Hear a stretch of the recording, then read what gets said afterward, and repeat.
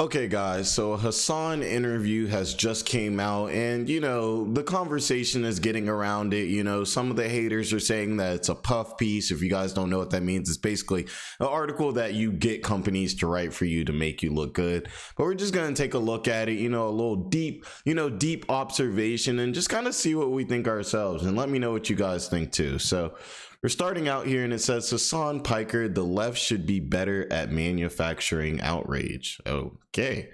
The Joe Rogan for progressives. Okay. They're really putting Hasan on a high horse. Okay. For progressives talks politics to his 3 million online followers for 7 hours a day. I don't know what you guys say. I mean, obviously I would say Hasan definitely is one of the, if not the biggest, like, leftist social media, kind of political content creator. But Joe Rogan though, I don't know. And there we got our boy Hasan right there.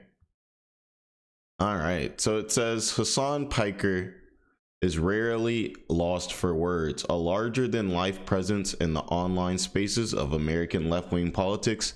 He has spent countless hours talking to his audience on the live stream platform Twitch.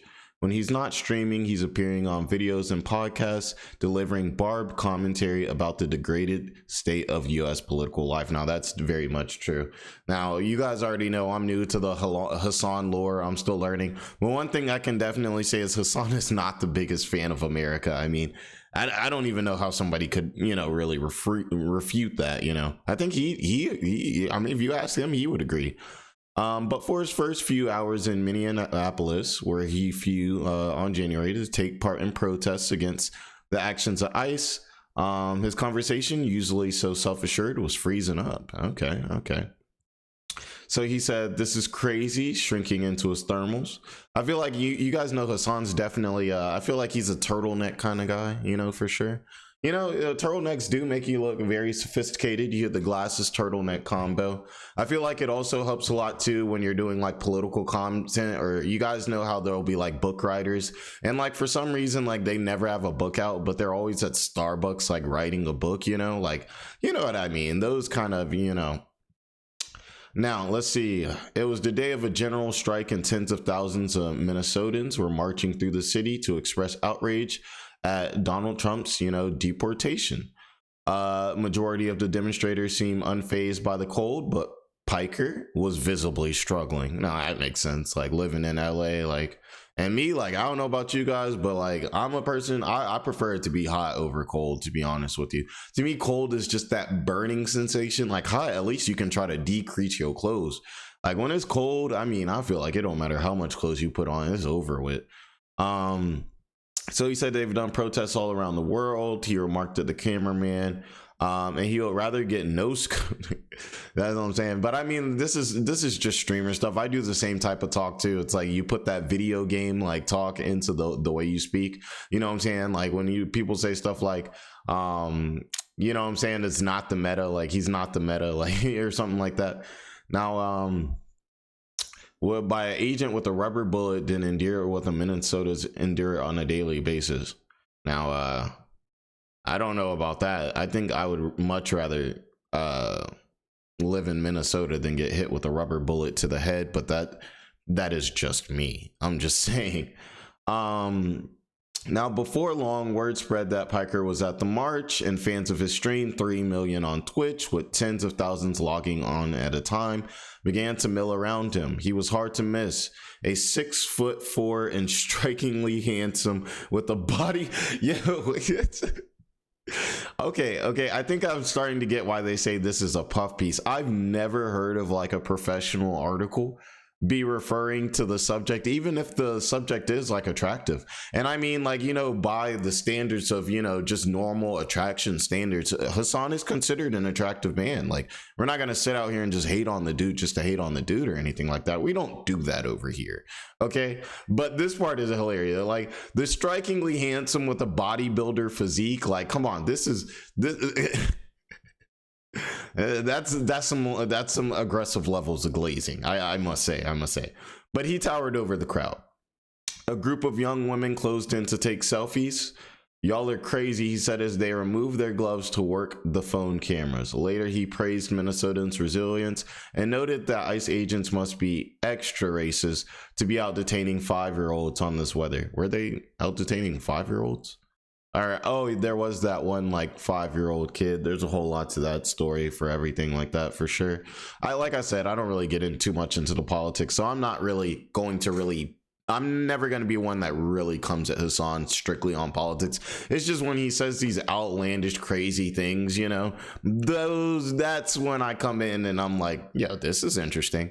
You know what I mean? Now, it was a muted performance from the 30-year-old who has established himself as one of the loudest and most controversial voices on the American left. Yeah, for sure. His podcasts are sweary and irreverent, punctuated remarks designed to send ripples of outrage across the internet. Yeah, I mean, let's be real here. That's the only reason I'm here right now is because, I just started watching Hasan videos because I would just see stuff pop up about, him beefing with Asmongold or him, saying something crazy. And over time, I just figured, shoot, I'm sitting on the couch watching it anyway. I'll just come and, talk about it with the people. And, I hope that helps me learn and, you guys learn some more too. Because like I say, I don't know a lot about Hasan's history. I'm not like More Pegasus. I don't have 400 videos on Hasan. So I'm learning.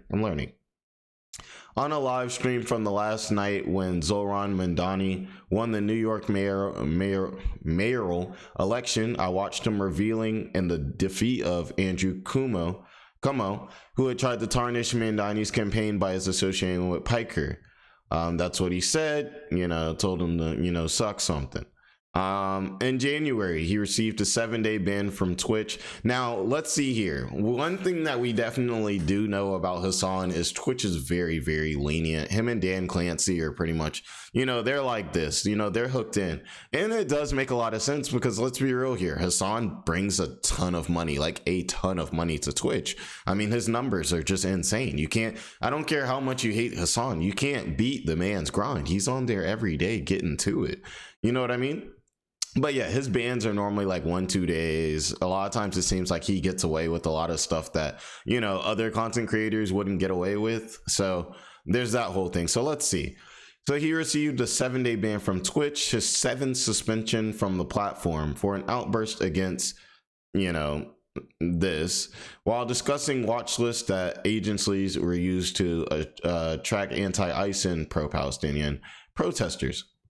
So, I get it. They're saying he's been suspended 7 times. Don't think that means that Hasan's always getting kicked off of Twitch.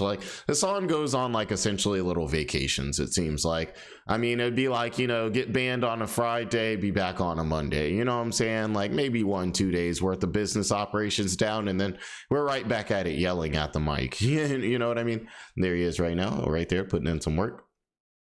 So it says in Minneapolis, oh my God, I'm so bad with pronouncing stuff. It wasn't just the cold that was getting to Piker. The gravity of the situation seemed to be tempering his responses. The following day, he planned to join the organizers on Ice Watch to witness a crackdown firsthand, but the 37-year-old intensive care nurse, was shot. So he spent a few hours visiting the spots where Preddy and Renee Good, the mother, that was, by those ICE agents, and did a standing and respectful silence at the vigils. Yeah, hey, we're definitely not going to knock him for that. Come on now. Later he went out for Somalian food. Oh, that's interesting. I never really had Somalian food, and I can't really visualize what Somalian food really looks like. I'm gonna do a really quick all right, so this is kind of what Somalian foods looks like. Looks good. But yeah, so he's taken seriously by many commentators and politicians on the left. I don't know about that. I don't know about that. I really feel like a lot of people on the left feel like he's doing almost more harm than good because he's so extremist. You guys can really weigh more into this and really let me know. But I don't know. It seems like people kind of, I don't know. It's almost like they treat him like somebody who has a lot of pull, social pull. But as far as treating him like an actual politician or treating him like a real professional like news reporter. I don't know if I would say he really has much respect in that aspect of it, but I don't know, I could be wrong on that. Madani, Bernie Sanders, he did have an interview with Bernie Sanders, and have all appeared on his stream. That's true. I'm speaking more to what they actually think about his influence not being there. Obviously, he has the influence to get eyes on people, but does he have the influence to actually push people in a positive way on the left? That's the real question. Now, his ability to switch seamlessly between obscene gags and articulate rants about American imperialism or the evils of tech billionaires pulls an engaged audience who comments pour down the right-hand side of the screen faster than you can read them. That's absolutely true. SARS definitely got some fans for sure. I'm sure I'm hear a lot of you guys popping into the chat today. Be nice. Nah. But, you know, tell me however you feel. Tell me however you feel. I love you guys anyway. Okay, let's see. It's also his dedication. He's been streaming for more than 7 hours a day, 7 days a week for the past 6 years. In 2020, as the world retreated to its screens during the lockdown, he says he spent 42% of the year on camera. Whoa, that's a lot. Averaging more than 10 hours daily. As he eases into his mid-30s, ancient by Twitch standards, he's cut back a bit. Okay, yeah, and that's definitely true. Hasan is one of the biggest grinders when it comes to this content community space. In that aspect, I can say Hasan's almost, you know, inspiring. Yeah, he's in his mid-30s. You guys know I'm like 30, so, you know, I'm Unk. You know, I'm out here Unk covering the slop, you know, giving a different twist to it, you know, the Unk twist. Also, it's just fun for me. This isn't my life or anything. Twitch seems like a weird place for politics junkie to put down roots, especially a self-described socialist. The platform is used primarily as a space to watch people play video games. You can see the streamer and their shared screen through separate windows along with the comments feed. When he signed up in 2018, it was a hotbed of bigotry. Not much has changed. So what has made him want to spend his time there? What are you talking about? Twitch has changed so much.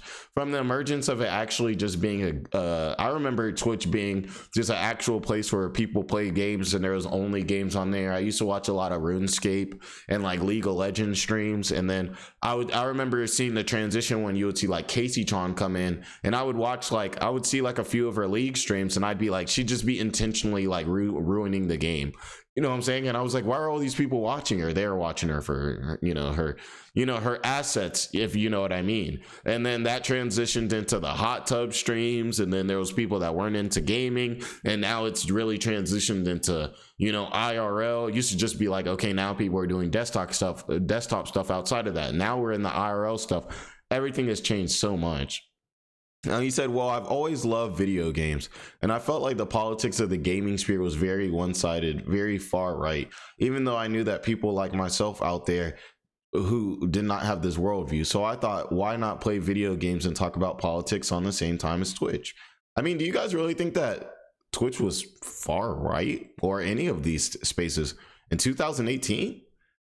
I don't know. I guess that one's up to like the person that, you know, whoever it is. But I don't know. I feel like in 2018, maybe I wasn't on Twitch too much, but at least on YouTube, if you're putting out really far right content, you're probably going to get slaughtered, I would think. But I don't know. I digress. It was in large part an outreach opportunity. Leftist and progressive has had a bad rap in the sphere where people were like, oh, you're such a woke, you don't know how to have fun. I wouldn't want it to show people that that's not the case. I do think that that's something on the left that you know, they can really work on is you know, with the whole idea of woke being it's kind of like tone policing. It's like if you're the person who's tone policing, or you're the person that's always telling everybody, like, you know what I'm saying, like what they can't do and like what they can't say, then you're kind of gonna be known as the buzzkill, you know what I mean? So I mean, I definitely think, you know, something like that definitely does help the left if you can see like, okay, like, you know, these people are, you know, a lot of these people are normal. You know, a lot of times when people think of leftists, you know, a lot of people will think of like the radical leftists. They'll think of like, you know, all the crazy hair and, you know, the yelling and all of that. But, you know, if people just know like, yeah, if you're a leftist, that doesn't mean that you agree with all these things that are extremely far left, and you're just a normal, grounded human being, I really think that's always going to be a really good look for the left. Now, it said he didn't do it by halves. it wasn't just marathon sessions. It was a vibe he cultivated. A vibe. It was the vibe. The humor was edgy by progressive standards. The word, I'm not saying that, cooped up a bit in the early days, and his, oh my gosh. They did not just say that in this article. Okay, yeah. Hasan had to have paid these people. Either Hasan paid this, or just whatever, like, girl or guy it could be, wrote this is really like they got a crush on Hasan, and that's okay. That's okay. He's a charismatic guy. Yeah, but they clearly couldn't hold back how they were feeling and get to the facts and the nitty gritty of what's going on with Hasan, because there's no reason in any article that you need to be talking about bulging biceps and Playboy looks. Now, it said they seem designed to confuse anyone whose mental image of a Marxist involves limbs and corduroy. So they're saying, obviously they're saying Hasan, being like a large muscular man is like a good look for the left, and, kind of showing that, lefties aren't like weirdos or anything like that. And I agree, but I don't know why you had to come out and talk about bulging biceps was just strange to me, but hey. Now he's got clothing brand name Ideology, selling t-shirts and hoodies with heavy metal-like designs referencing disaster, capitalism, and austerity. Yeah. Okay. Now, it says he quickly built a following. The interactive nature of Twitch, Piker spends much of his time on viewer comments, allowing him to forge an intense bond with his audience. 18 to 35 and 62% male. Dang, he's got a 48% female audience. That's really good. These girls y'all really love y'all. So girl, go ahead, go and get you some Hasan. Some Piker fans refer to themselves as parasocialists, as Joe Rogan and other US podcasters, streamers, and online comedians drifted rightwards in the wake of COVID. Piker was talked about as the Rogan of the left. I've never heard about that, but maybe you guys have. Now, he was certainly ahead of the curve. By the time the 24 election came around, it was clear that the Democrats had neglected the online spaces where disaffected young men hang out. Live streams, conspiracy-oriented podcasts with catastrophic results. And I do think this is one major thing that really did hurt the left in this election. The right really had tons of content creators, YouTube, going crazy, really like pushing for their cause, pushing their ideals and stuff like that, and debating too. But really on the left, you really didn't see really a lot of left people on the left debating. A lot of people get their points out. There's some I know there's that Dean Withers guy. There's that there's a few of them for sure. But it's just it compared to, I would say, for every one that was on the right, there was for every one that was on the left, there was 10 that was on the right.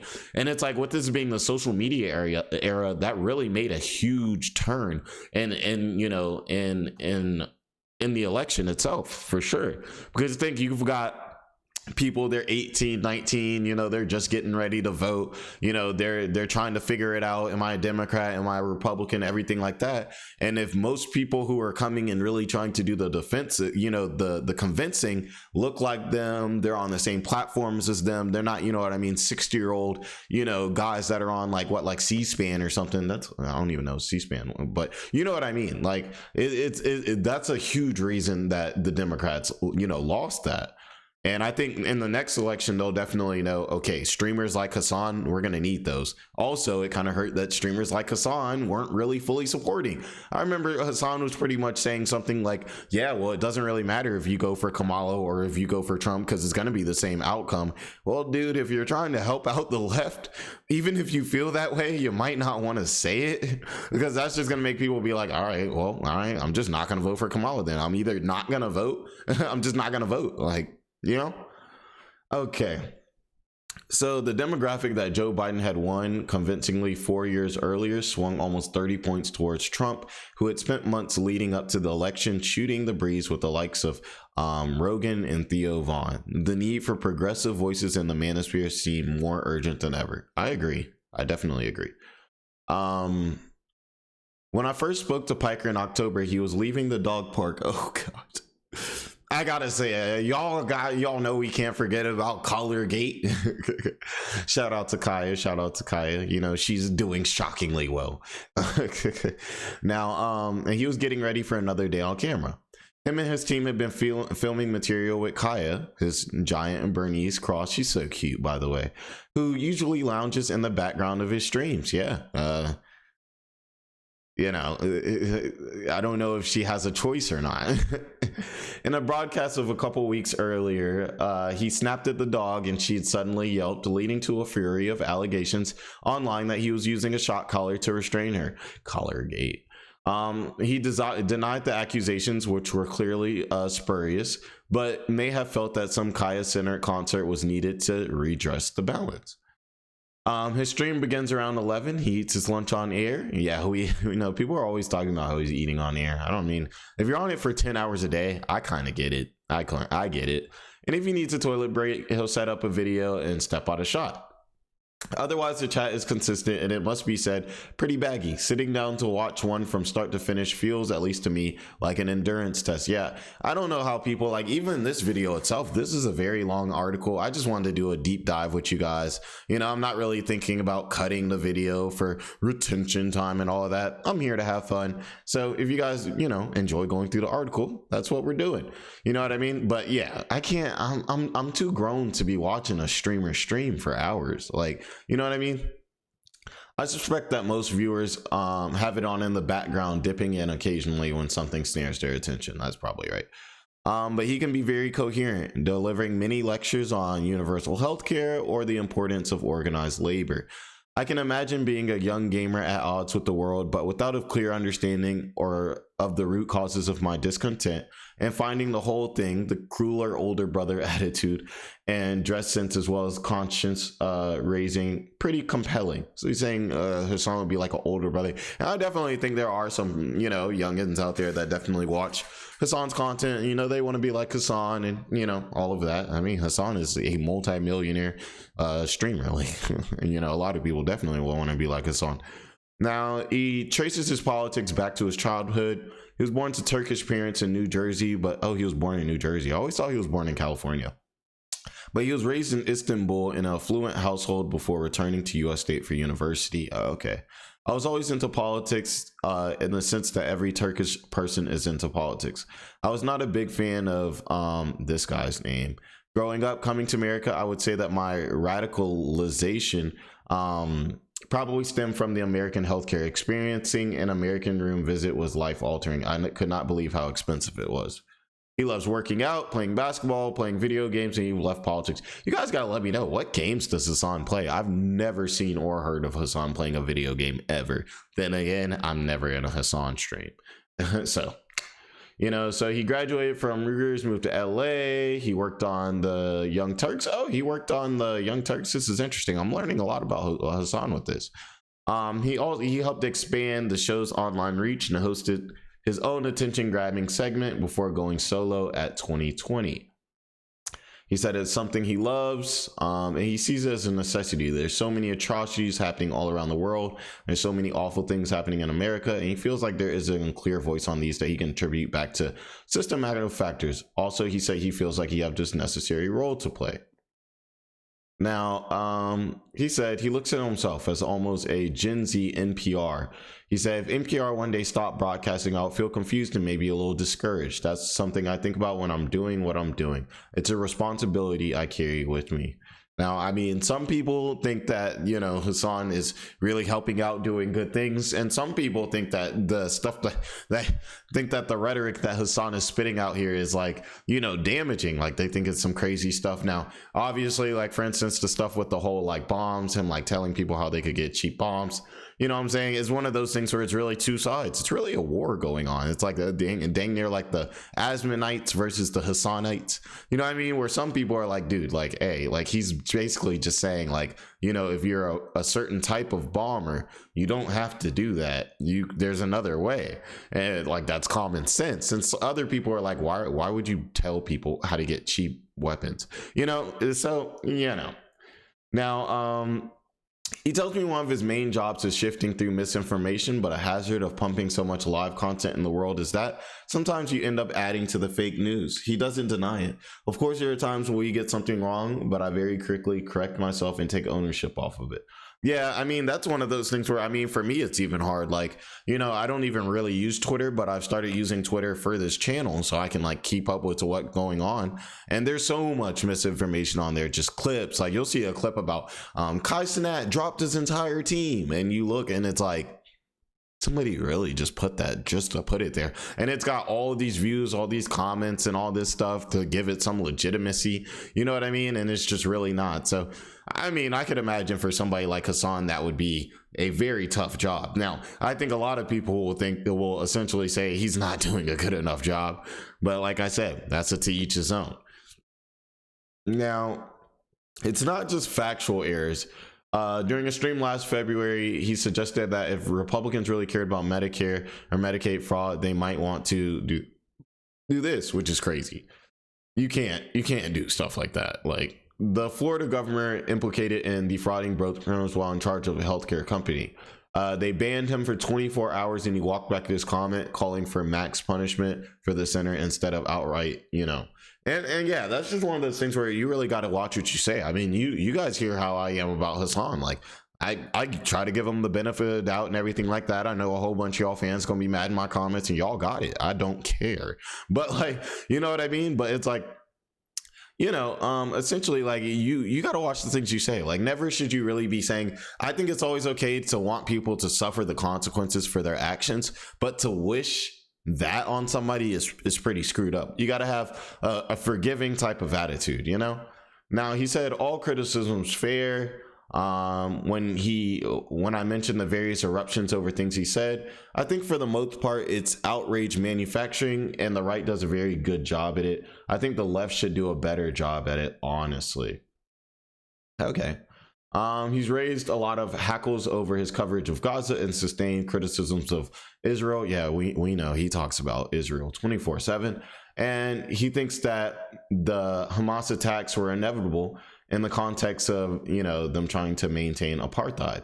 But he feels the tide is turning on that issue. A lot of people who are not aware of how Israel operates were very quick to disparage what I was saying, and many of them have now realized perhaps they were wrong, but it took them a while to get there.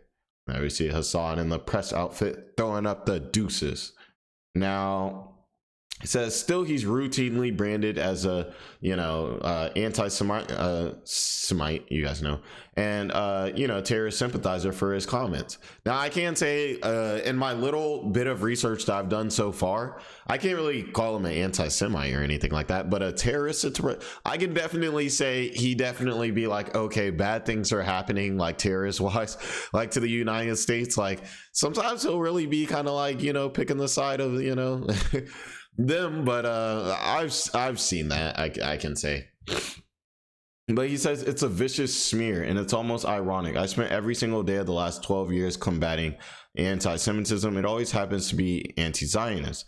I just also happen to be an anti-Zionist. And given my Muslim background, I think that smear sticks a bit harder. There's a lot of young Jewish men and women in my audience, and they would not be in my audience if I was anti-Semitic. You know, Ethan Klein is somewhere just like, oh, really? You know? As the online pushback can metastaze into something much darker. Oh yeah, death that's galore all the time, nonstop, and cyber stalking.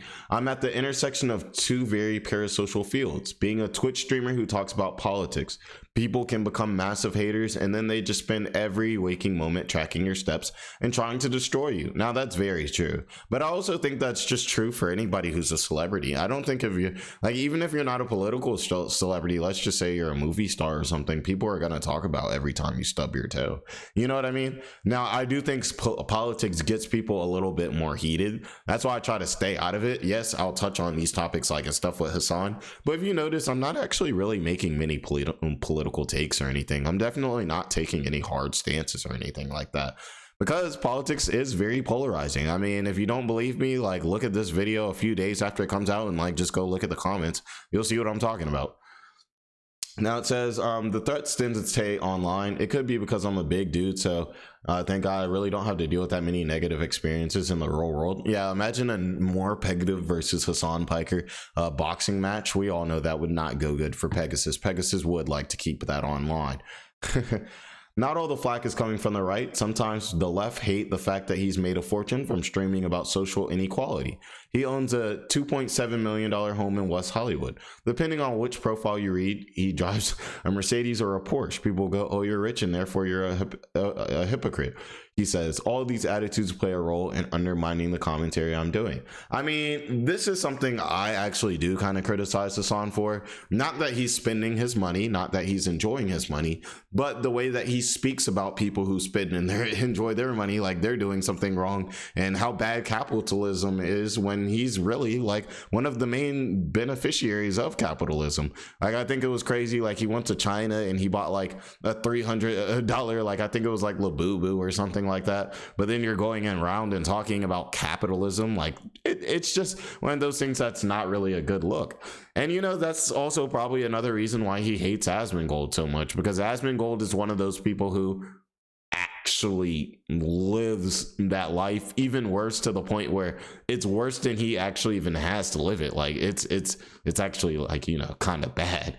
But you know what I mean? It's one of those things where if you're going to be somebody that's always running around talking about you know what I mean, like financial inequality and everything like that, it's just gonna be a good look for you to be very modest, not to be really driving expensive cars and stuff like that. Now, I think it's perfectly fine, but like I said, it's just a visual thing. It's kind of like when you go to an NBA game, or an NBA player goes to an NBA game, it doesn't matter what he wears before the game, but somebody who's trying to be professional, they're trying to put on a good image, they're trying to raise their stock, they might wear a suit, whereas somebody who doesn't care might wear some sweats. You know what I'm saying?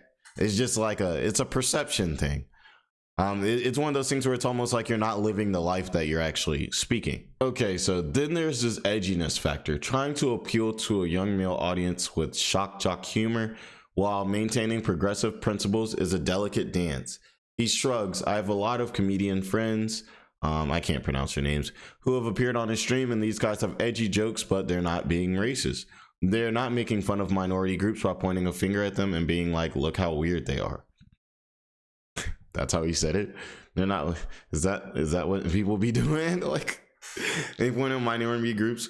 But yeah, I mean, I get that. I don't really think of too many people you know what I'm saying? When I think about Hasan fans, I don't really think about like jock humor. You know what I mean? Like jocks. Like, I don't know.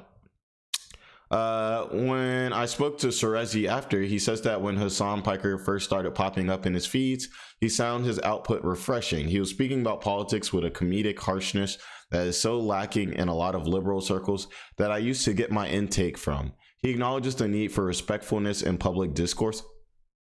All right, now I've seen some Hasan. Oh man, this is when I need to play some of the clips of Hasan just going off on people like crazy. You know what I mean?